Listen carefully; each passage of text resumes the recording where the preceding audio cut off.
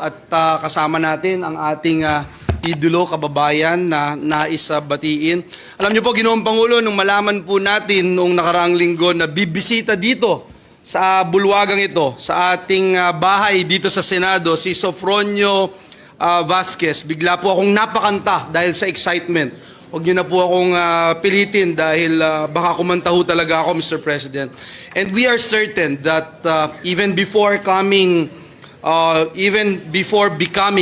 the very first ever Filipino and Asian to win The Voice USA, he has already inspired so many to sing their hearts out. As the primary author of Adopted Resolution number 238, this representation joins all members of the Senate in congratulating Mr. Vasquez for this very historic and truly remarkable achievement. Sofronio, your journey to winning The Voice has been nothing short but extraordinary. From the very first note you sang, you mesmerized us.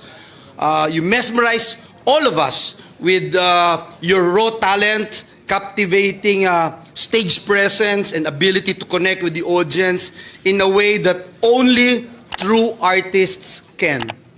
Ngunit higit po sa kahanga-hanga na galing ng ating kababayan sa pagkanta, mas higit po na hindi mapapantayan ang pinamalas niyang pagsisikap, dedikasyon at pagpupursigi para makamit ang panalong ito.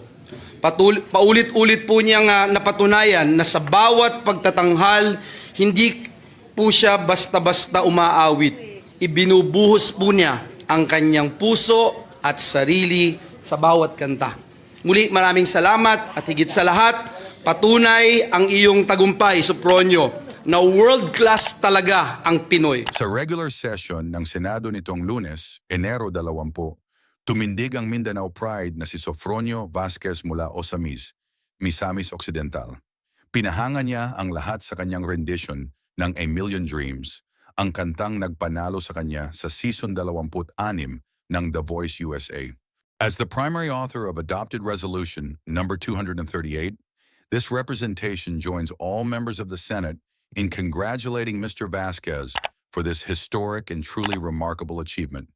The senator said, "Sofronio, your journey to winning The Voice has been nothing short of extraordinary.